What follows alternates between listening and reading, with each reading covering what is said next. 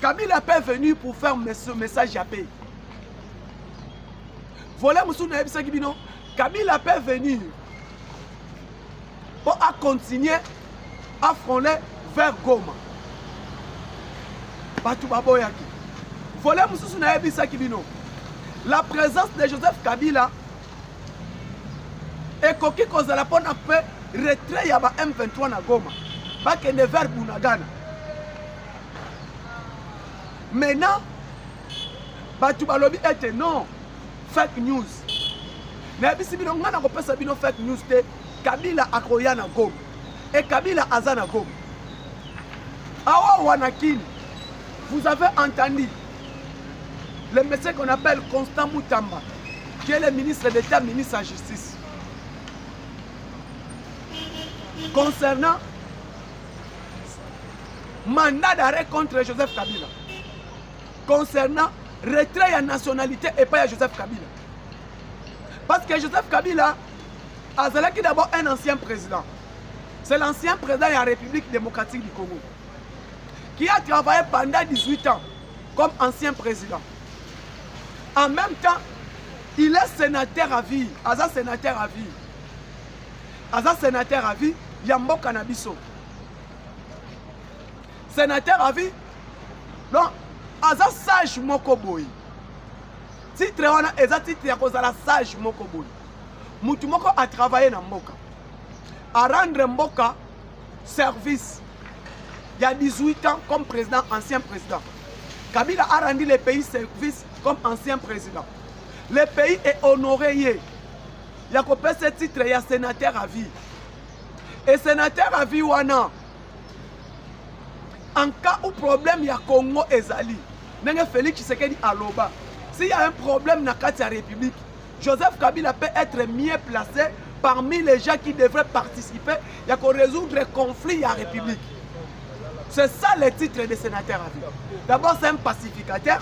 C'est quelqu'un qui aime la paix, quelqu'un qui prêche la paix, quelqu'un que soit Moutou Oyo hasard référence quand il y a un problème. Mbokeko Kende, et lui référence c'est pas naïe.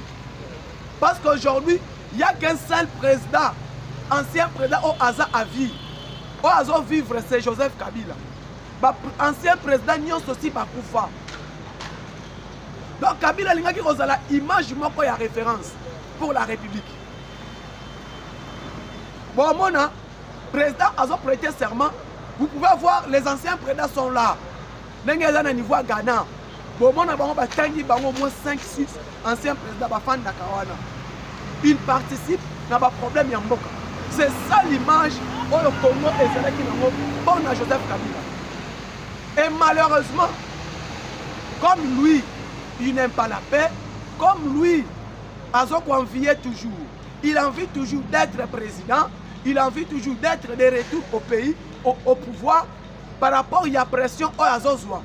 Dans la famille politique, il y a dans la famille politique, il y a faut Zonga, faut Salaboye, au Salaboye, Félix Tshisekedi Boye, Félix Tshisekedi Boye. C'est ça les PPRD. Et maintenant, Bozongi Naye, vous allez comprendre, après, Kobomba coalition FCC cache. Après Félix Tshisekedi Kobomba coalition FCC cache, Joseph Kabila ne parlait pas. Il est resté calme. Atikali Kolobate. Coalition FCC cache pousse. Samalukonda Koti. Tobandi ko travailler pour organiser les élections. Tobanda ko un bureau ya seni en place. FCC va participer. Parce que FCC est Koufaki. Et ça FCC ba misusu bakendaki na union sacrée, FCC misusu batikala fidèle par Joseph Kabila. Les FCC n'ont pas participé à la mise en place, il y a bureau, il y a Seni. On est allé, depuis qu'il y a un enrôlement, il y a des électeurs et bandits, les FCC n'ont pas participé. Tout ça, il est fort, tout bandit qu'on a mis en place.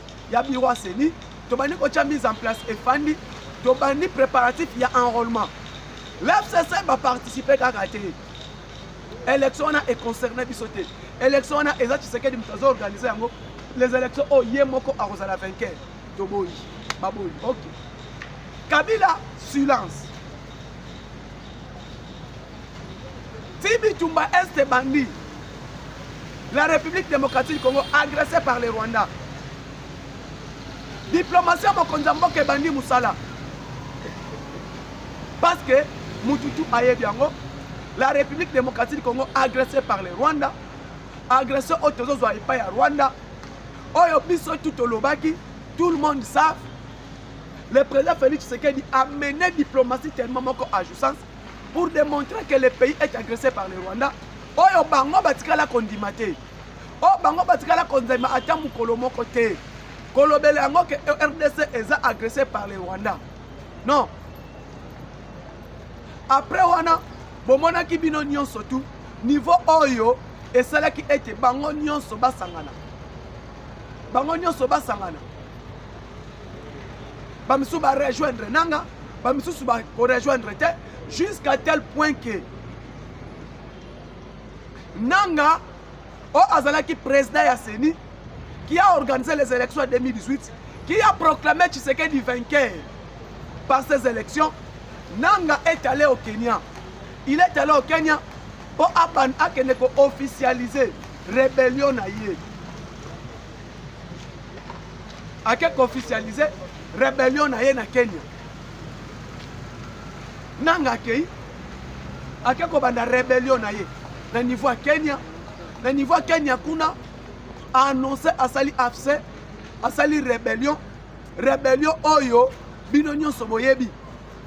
Que Nanga a créé rébellion à niveau Kenya boye biango rébellion wana oyo Nanga a salaki yako ke officialisé AFC comme branche armée comme mouvement rébellion à niveau Kenya AFC et cette rébellion boye bi oyo ememi AFC oyo yo ezalaki toujours soutenu par Sangana AFC, y compris les M23. Basangani AFC na M23 uniquement pour renverser le pouvoir de Tshisekedi. Malheureusement, bako ezo simba kakati. Et lelo Joseph Kabila aye sikoyo, elle a moni que ça ne tient pas. Alors moi wana Joseph Kabila aye Yemoko aye koko terrain. Parce qu'au début, Tolobaki M23 c'est le Rwanda. Tozo Koloba M23 est une unité et ça Rwanda basangani tout consort. Bango batikala kondima yangote. La famille politique de Joseph Kabila, ils n'ont jamais accepté que les M23 sont des Rwandais. Batikala Koloba yangote. Pourquoi? Parce qu'ils savaient ensemble 9CC sont dedans. Ensemble FCC bango tout bazana kati ya makopa wana ya likopa wana atika likolo. Moïse Katumbi candidat aux élections. Moïse Katumbi candidat aux élections. Le président Tshisekedi appelle ça biso silo elo komo boy. Alobi bango tout wana soki botuni bango qui agresse la République démocratique du Congo. L'agresseur de la République démocratique du Congo, Bakolobate. Pendant la campagne électorale, vous le savez très bien, le président Tshisekedi a émis Sibisoboui. Le candidat est le président de la République. Oh, baza ba candidat. Dans la campagne électorale, Botou na bango. Nani aza ko agresser la République démocratique du Congo, Bakolobate. Botuna bango ndenge bakoya kosala campagne qui agresse la République démocratique du Congo bakoloba eloko moko te. Elelo bino tu boyoki bino tu bomoni bomonaki pendant campagne électorale élection 2023 Moïse Katumbi a ebisaki biso a aussi sa bitumba Rwanda dans 6 mois. Abibi tumbe kosela dans 6 mois. batuni qui agresse la RDC alobate atikala ko bimisa te na munoko na ye ke toza ko agresse biso par les Rwanda atikala ka koloba yango te. Pourquoi alobaka te? Parce que bayebi ete akobimisa vérité bisika bango balelaka akoloba ba vérité bisika bango balelaka parce que lelo emonani ete mokili mobimba c'est les Rwandais qui nous agressent et les Rwandais qui nous agressent oyo bango batikala koloba te oyo bango batikala kobimisa te na munoko na bango que le Congo est agressé par les Rwandais. Et maintenant aujourd'hui sur ça vous avez mon avis. Binonyo Sobomoni, ce que le président nous a dit, c'était vrai. Et aujourd'hui, le lot vérité nous sont ébimi. Ne bomona ki ba expert ya oni. Ba expert ya oni bayaki. Parce que maloba au chef de l'État lobaki, le M23 n'est que coquille vide. Le chef dirait qu'il y a M23 Eza Kagame. Et la République démocratique du Congo est agressée par les Rwandais. Dans le chef de l'État à l'ONU, que Rwanda mutu azoko mundisa Congo, batu baboyaki, la communauté internationale bakota ki doute, et belé batu ki yango sur le plan international. Mais malheureusement, Conseil Nations Unies est indaki expert na bango.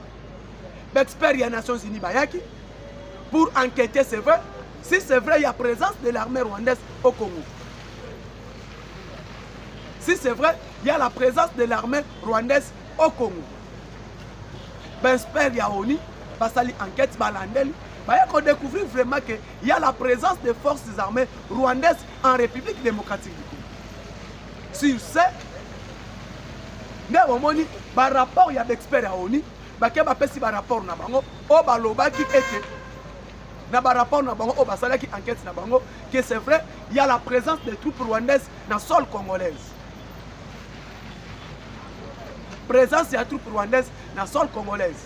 Herba Moni va déposer rapport à Bango, de ONU et ses représentants, et l'OBA est officialisant vraiment que la République démocratique du Congo est agressée par les Rwandais. Il y a vraiment une agression rwandaise au Congo. Et lelo oyo, na yango wana, bokomo na été, le monde a parlé. Le monde a parlé sur cette agression. ONU est lobby sur cette agression. Nations Unies est lobby sur cette agression. Mokili Mobimba est commenté sur cette agression. Et malheureusement, les lots. ONU Kakawana et Yekoye Bisabiso. Et c'est difficile to bunda. Et c'est difficile to salaboy. Parce que les M23 bazana armement et l'équipe ONU. Voilà na maloba. Il y a des experts à ONU. L'armée utilisée par les M23 est plus forte que l'armée onusienne. L'armée aux Nations Unies. Nations Unies aux Esangisi, Mokili Mobimba, pays union sur le monde. Aux Bazaba, membre des Nations Unies. Et Koloba était M23, Azana Minduki, Oeleki ONU. Oeleki Nations Unies. Nayango Bomoni. Il y a eu la diplomatie développée par le président Félix Tshisekedi, qui est un grand diplomate. Il y a beaucoup abandonné diplomatie, diplomatie partout il est allé. Abandonné diplomatie, pour que sanctions à Rwanda et pour que même l'Union européenne ait changé c'est grâce à la diplomatie, il y a moi Félix Antoine Tshisekedi Tshilombo. Pour que le monde yeba sur cette agression, pour que Mokiliba loba sur cette agression, jusqu'à tel point, ONU, jusqu'à tel point, États-Unis a fait des sanctions, a sanctionné quelqu'un, membre de FC M23, y compris Moko, il y a puissant, il y a Kagame, autre bengi na kombo ya Kabarebi. Pas sanction comme Yokoya, pas sanction comme Yokoya. Kagame comme affaibli. Affaiblissement à Kagame est outil na Moutoumousou Souté. Celui qui a fait affaiblir Paul Kagame, c'est lui-même, mais c'est le président de la République. Et diplomatie, wana, et l'obami, jusqu'à ce que le gouvernement soumis nous ait. Gouvernement soumis nous ait, beaucoup monde a été appui na bawazalen de pesami, appui na forces armées pesami, et pesami, armée, malgré qu'il y a eu haute trahison à Batumususu, mais le président est resté constant sur cette armée. Pendant qu'on avait conscience, il y a des officiers, qu'on avait conscience, il y a des militaires au front, qu'on démontrait bango, en même temps aussi, tu as abandonné qui était diplomatie et continue avec la militaire, militaire affaires étrangères, celui qui fait maintenant la fierté à l'Afrique et la fierté à la République démocratique du Congo, qui est l'actuel notre ministre d'État, ministre des Affaires étrangères, Wangler, Madame Thérèse Kayikwamba. Madame Thérèse Kayikwamba a banni côté ma président banni Kotinda et au Kota A au Kota jusqu'à tel point bomoni l'Union européenne. On a nous eu monopole, il y a qu'au soutien à Rwanda. La carte Union européenne, situation comme changé, beaucoup la France à lobby boy, beaucoup la Allemagne à boy, Angleterre à boy, ba pays tout wana oye banaki kozwa minéré et pas ya Kagame, oye banaki kosomba minéré et pas ya Kagame. Parce que vous le savez bien, l'Union européenne a signé accord avec le Rwanda. L'Union européenne a signé un accord. Dans Rwanda, sur le plan, il y a des minéraux, il y a des raffinés, sur le plan, il y a tout consort les minéraux stratégiques. Parce qu'il y a eu un accord entre l'Union européenne et le Rwanda. Alors, il faut faire tout pour que Qatar, pour que Qatar relation. Pour que l'obéla yango. Et que l'obéla yango, le président Abimaki Yemoko, jusqu'à tel point, à Tchaki joueur. Le président Atindi, un grand des joueurs qu'on appelle Kayikwamba, Thérèse. Thérèse Kayikwamba, le président a fait utiliser Thérèse Kayikwamba dans la langue au Alobaka. Le langue que Kayikwamba parle, n'est parmi les chefs de l'État à utiliser. Kayikwamba a un niveau de l'Union européenne qui s'exprime en anglais, qui s'exprime en allemand, à s'exprimer dans Kiwalo, devant les Belges, tout. Et c'est ça, Koloba Mawana et Yokani Mokili. Et que Yokani Mokili Mobimba, Lelo, Toza Fier Naye Salino était l'Union européenne a joué une décision. Il y a corrompre relation avec les minéraux avec les Rwandais. Au Azulaka minéraux, na Rwanda, l'Union européenne a joué une décision. Il y a Kokate. Mais Moutouati Kalaki Wana. Dans l'Union européenne, il y a quelqu'un, une des nations qui est restée là-bas. C'est qui? C'est Luxembourg. Et Luxembourg, c'est la France. Moutou aussi a commis pour entêter Luxembourg. Ça la boye, continue boye. C'est la France. Parce que France, politique à France, et ça politique qui m'a dit France, elle a toujours à dominer. France, elle a toujours yende. Dès komona ba bengani bango na niveau ba français ba bengani bango na niveau Mali ba bengani bango na niveau Burkina Faso ba bengani bango na niveau Niger et pour le moment même Tchad a boyi bango parce qu'il y a eu accord avec la Tchad. Tchad peut aboyi bango et quand ya Tchad a boyi bango ba militaire na bango ba uzutaki ba militaire français ba yaki na Mali o ba yaki na Niger o ba yaki na Burkina Faso ba yaki na Tchad et Tchad a boyi. Et pour le moment, vous allez comprendre pourquoi l'Union africaine ne parle pas. L'Union africaine a zolo bate parce que c'est normal. Dans l'Union africaine, il y a des pays. Oyo, Rwanda azalaka na bango. Il y a certains pays, il y a l'Union africaine. Oyo, Rwanda, alia kanaye. Entre autres, on a côté la Bible. Exemple, la République Centrafrique. Sécurité après dans Centrafrique et si maman pas Rwanda. La sécurité après dans il y a Centrafrique. Archange Touadéra. Il y a des militaires rwandais là-bas. Il y a certains militaires rwandais. Basant la carte de sécurité après dans Archange Touadéra. Il y a des pays comme Éthiopie, Somalie, Kenya, Ouganda, Soudan, Centrafrique sont des pays où les pays jusqu'à temps les lots. Ceux qui ont sanctionné Rwanda. D'abord, on a été l'Union africaine de Rwanda, Bokende Boye, et l'autre Bimate. Il n'y a rien là-bas. On va savoir que tu as sanctionné Kagame, tu as sanctionné Rwanda. N'attendez pas à l'Union africaine. Tu continues la diplomatie, tu continues l'armée, parce que Yemoko Kagame à comprendre. Yemoko a ébissé même Batunaye. A ébissé même Batunaye. Donc comme il y a un problème sérieux. Parce que Kabila n'a pas savoir une vérité au Kabila. Pendant quelques minutes, je vais vous dire sur la vérité de Kabila. Réunion au Esalemi et Simbité. Et au Kabila à l'obbi, na au Batunaye, Bayebisiye, na au ba officier rwandais Bayebisiye, na au ba militaire ougandais Bayebisiye. Donc on continue à faire. Faut une solution au Loba en tant que pacificateur. Ne place wana ce qu'on a lobaki na ko chiter émission à lelo place wana. Présence il y a Joseph Kabila. Joseph Kabila aye na niveau ya Goma.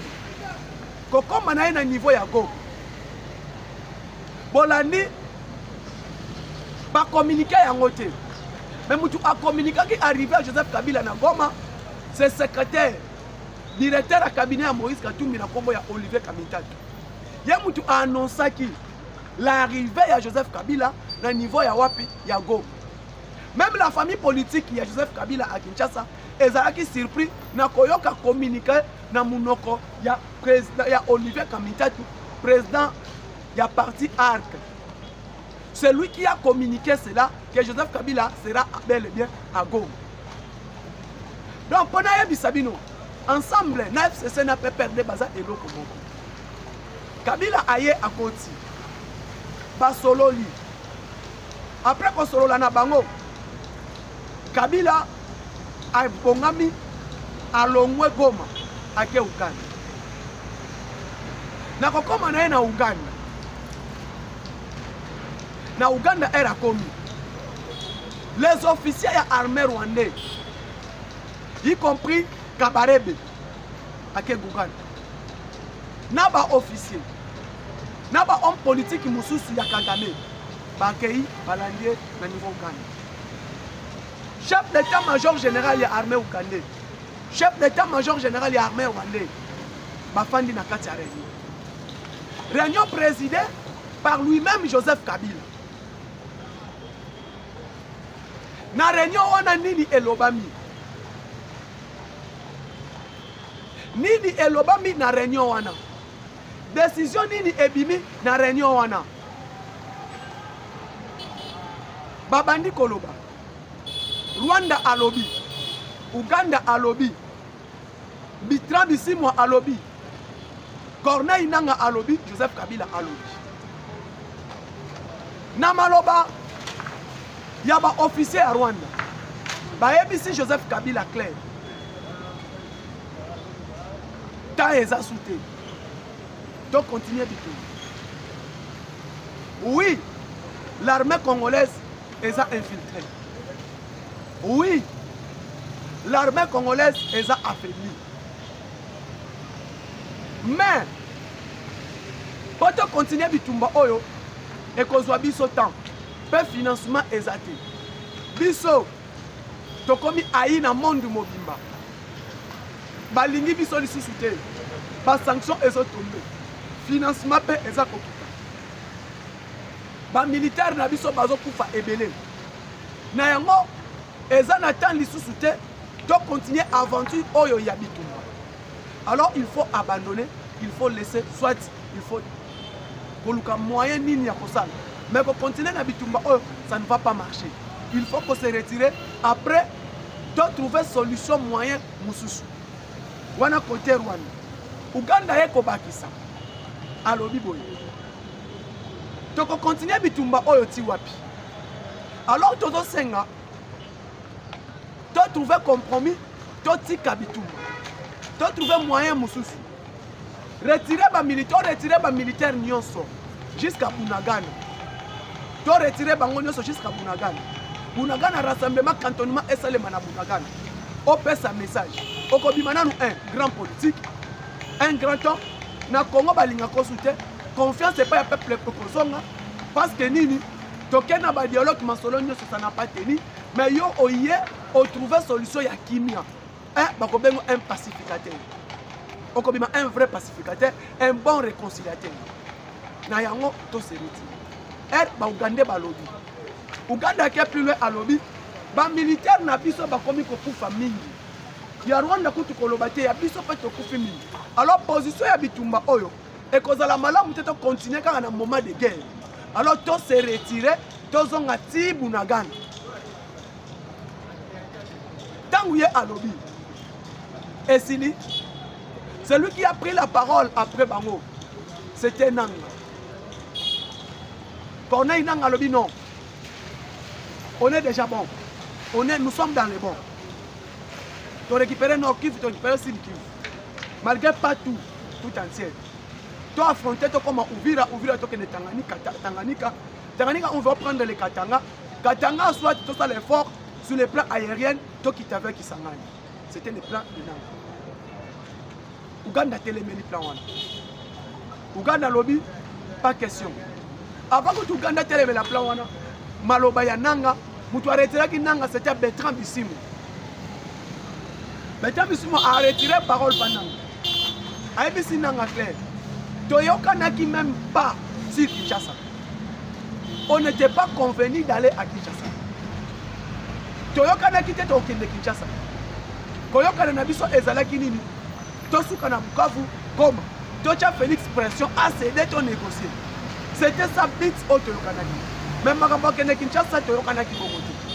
Alors, Maloba Uganda lobby, Maloba Oyo Nani lobby, et sa réalité bon. Le président Kabila comme il est là, tout solo la to retirer ba troupe nyonso. Parce que Rwanda a comme une poste à retirer ba militaire na. Uganda zoko se retirer ba militaire na. Si quand to kotika na banani auto ko marcher na bango si Kinshasa. To kozala d'abord la bienvenue parce que mututu azoloba été biso net ozoboma. Les M23 ba tu nyonso ba yini biso. Alors pour tozongi sana nous confiance, to se retirer. Tu as trouvé moyen mususu ya ko contrer Tshisekedi soit par coup d'état la ndama lobelo mami wana siko to se retirer to préparer moyen mususu soit de contrer coup d'état nanga lobité selon nanga zala ki boye pona Tshisekedi problème nanga lobaki to renverser Tshisekedi to luki mutu to wana a même transition il y a 2 ans transition il y a 2 ans 3e année to réorganiser l'élection. Tu as réorganisé l'élection, aye kokota. C'est le plan Oyo Nanga a Pesaki. Mais Simba quitté parce que Uganda na Rwanda, Bazalaki, na position na bango batikalaki na ou. Nde omoni était, yango moni masolo eleki wana. Donc bozala surprise so boyoki était que Kabila a lobby, ba M23 ba longo ba zonga jusqu'à Bunagana. Bozala surprise parce que muto liboso na ko Sabino yango, c'est moi, président Moustapha, on a lalaki na Uganda. Nazaki na Kampala, j'ai participé dans cette réunion. Donc nazalaki wana vraiment lelo na elibino actualité wana bandeko to yesko yo na makambo ya ba réalisation ya gouverneur ya ville de Kinshasa.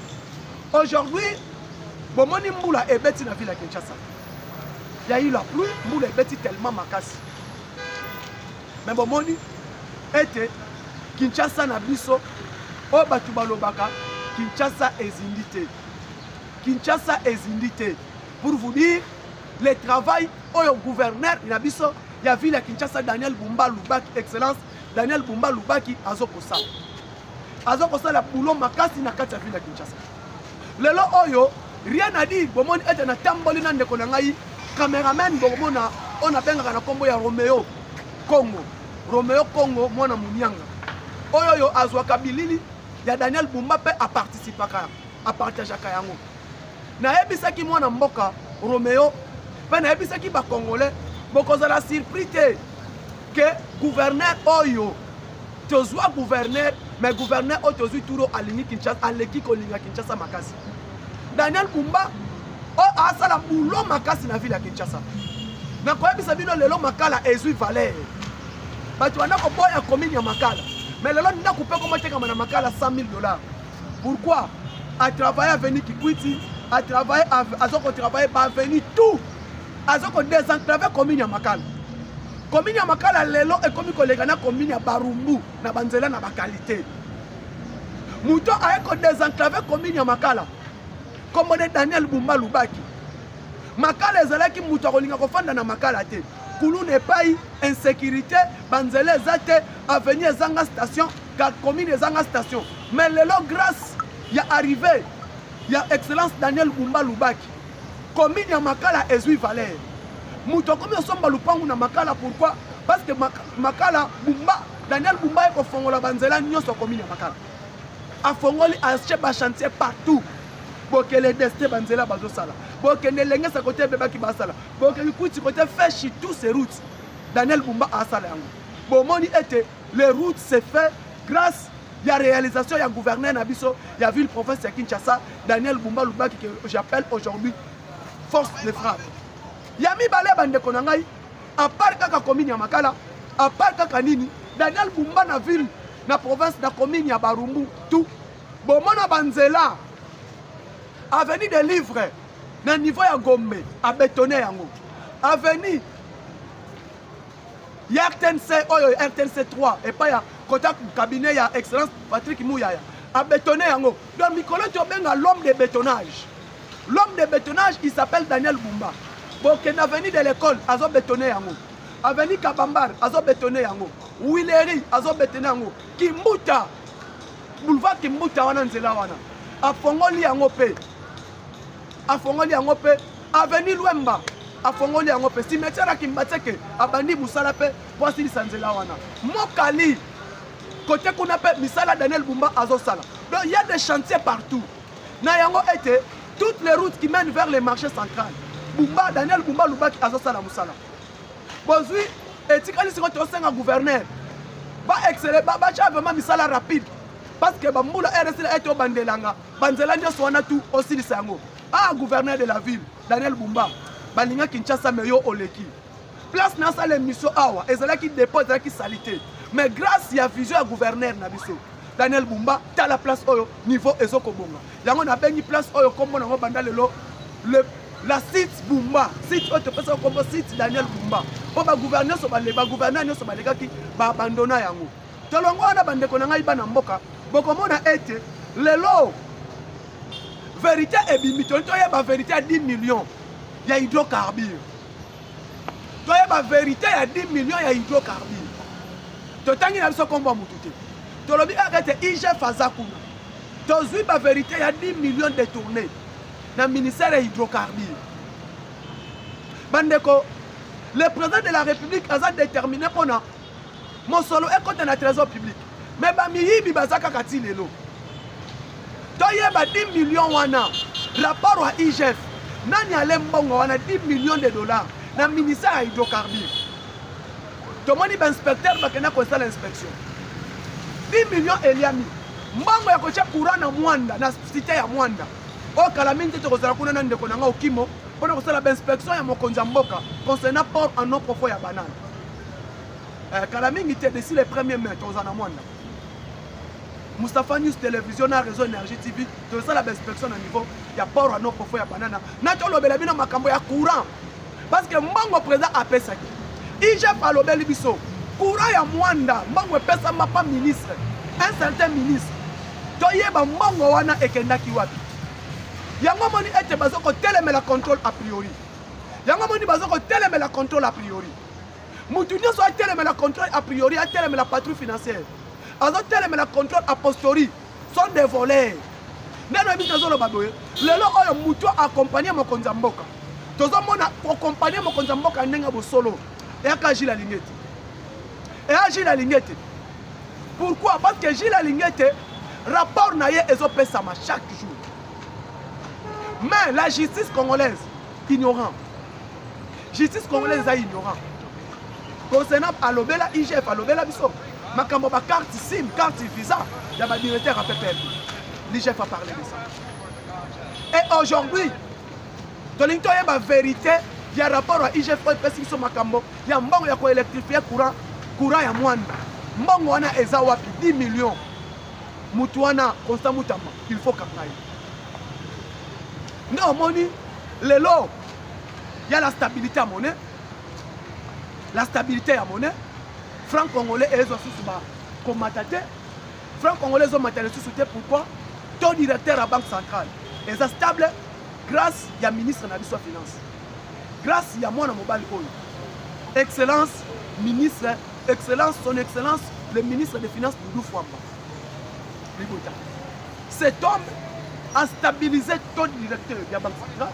Après qu'on stabilise ton directeur de la banque centrale, alors qu'on continue à mener contrôle, alors qu'on continue à mener contrôle, on continue à toujours ordre dans le secteur de la finance publique, alors qu'on continue toujours à financer Misala, parce que Doudou Fwamba a financé le gouverneur de la ville de Kinshasa, Daniel Bouba, avec 100 millions de dollars. Les 100 millions de dollars donnés par le gouvernement central na gouverneur de la ville de Kinshasa. C'est financé par le gouverneur de la ville, pas financé par le ministre du gouvernement central, grâce à moi, mobile Otobengi, excellence Doudou Fwamba. Tomoni le chantier partout. Vraiment Doudou Fwamba, merci. Tomoni peut financer sous route qui mène de Kananga vers Mouchimai. Parce que c'est un mot, jusqu'au Kennedy même, Mouenedi. Tomoni misala paix à chantier. Dans la ville de Mouchimai partout, Congo Mobiba Ezali, grâce à cet homme, Doudou Fwamba. Le lot où Doudou Fwamba a mobilisé des moyens, le salaire à militaire est menti. Et menti va doubler solde à militaire. C'est encore toujours, moi, mobile Otobengi, Doudou Fwamba, les paquets-beaux, excellence Doudou Fwamba, les paquets-beaux Otobenga, l'homme a stabilité, stabilité cadre macroéconomique. Tant que tu as mobilisé dans 3 mois avec les pays en guerre, mais a mobilisé 600 millions. Le véritable argentin de la République, le véritable argentin de la République, dans le gouvernement soumis, tu as les dauphins par excellence, il y a le président Félix Tshisekedi Tshilombo. Merci beaucoup dans mon mobile oyo. Il y a Doudou Fwamba, l'hypothèse les Bakebo, Balinga Congo, mais excellence Doudou Fwamba, tu es le meilleur. Tu es le meilleur du gouvernement soumis. Tu es vraiment le meilleur. Bande Konanga, tu continues à s'abonner, tu continues à tapoter, tu continues à partager l'émission de Koutani Mokulani.